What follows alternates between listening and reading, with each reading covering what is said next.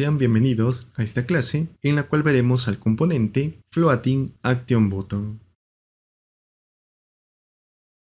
Muy bien, tenemos aquí su definición, y es que Floating Action Button es un botón circular que flota sobre el contenido de la interfaz. Se utiliza para representar la acción principal de una pantalla y debe destacarse visualmente.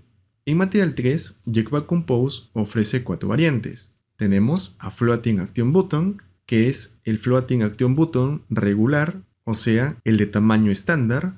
Luego tenemos a Small Floating Action Button, que es más pequeño. Tenemos a Large Floating Action Button, que es más grande. Y tenemos a la variante Extended Floating Action Button, el cual ya incluye un icono y un texto. Esta cuarta variante vamos a verlo en la siguiente clase. En esta vamos a enfocarnos en las primeras 3 variantes. Aquí tenemos sus propiedades. Tenemos a la propiedad onClick, que es un callback que se ejecuta al presionar el botón. Tenemos a Modifier, que es el modificador para aplicar tamaño, posición, padding, etc. Tenemos a Container Color, que es el color de fondo de nuestro Floating Action Button. Tenemos a Content Color, que es el color del contenido, ya sea de los iconos o el texto.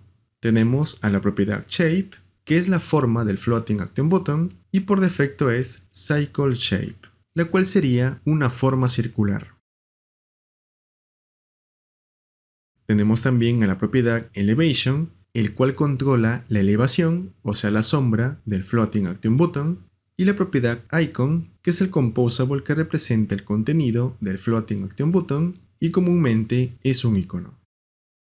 Muy bien, nos dirigimos hacia Android Studio para implementar este componente dentro de Scaffold.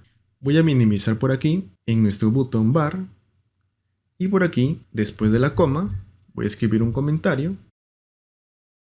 Voy a establecerle el número 3 y voy a escribir Floating Action Button. Muy bien, ahora escribimos Floating Action Button y abrimos llaves. Muy importante que luego de la llave de cierre perteneciente a Floating Action Button vaya una coma, ya que luego se va a establecer el color y luego se debería mostrar el contenido. Muy bien, vamos a comenzar ahora llamando a nuestro Floating Action Button. Nos ubicamos dentro de los paréntesis para establecer sus propiedades. Empezamos por onClick, abrimos llaves, voy a escribir un comentario. Esta propiedad es la acción que se ejecuta al hacer clic en el botón. Escribimos ahora una coma, llamaremos a la propiedad Container Color. Esto es igual a Material Scene, punto esquema de colores, punto primary. Este sería el color de fondo de nuestro Floating Action Button. Llamamos ahora a la propiedad Content Color. Esto es igual a Material Scene, punto esquema de colores, punto onPrimary. Este sería el color del contenido del Floating Action Button, o sea, será el color de los iconos. Coma. Continuamos con la propiedad Shape. Y esto va a ser igual a Cycle Shape. Esta es la forma que tendrá el botón. En este caso será redondo. Coma. Continuamos con la elevación. Llamamos Elevation. Esto va a ser igual a Floating Action Button Default. Elevation. Llamamos a la propiedad Default Elevation. Y esto va a ser igual a 6.dp. Este sería una elevación normal cuando el botón está en reposo. Cuando hacemos referencia a elevación, es la sombra que va a reflejar el componente, en este caso, cuando se encuentra en reposo. Escribimos una coma, llamamos a la propiedad Preset Elevation y le asignaremos un valor de 12.dp. Esta sería la sombra o elevación cuando el usuario ya presiona el botón. Ahora sí, nos ubicamos dentro de estas llaves pertenecientes a nuestro Floating Action Button y vamos a crear ahora el icono. Así que llamamos a Icon, indicamos ImageVector, esto va a ser igual a icons.default. Y vamos a llamar al clásico icono de agregar. así que vamos a seleccionar Add. Indicamos Content Descriptions e indicamos Agregar. Perfecto, vamos a ejecutar nuestro proyecto.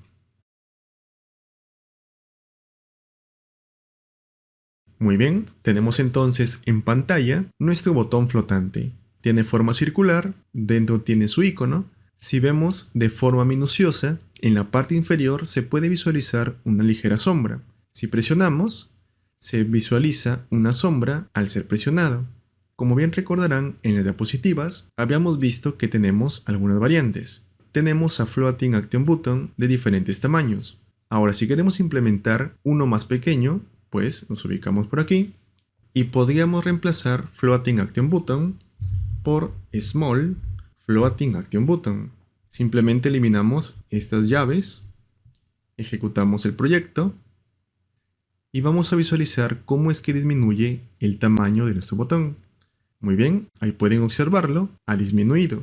Y si queremos hacerlo más grande, pues en vez de Small Floating Action Button, llamaremos a Large Floating Action Button y nuevamente eliminamos estas llaves. Ejecutamos y como pueden observar tenemos un botón más grande.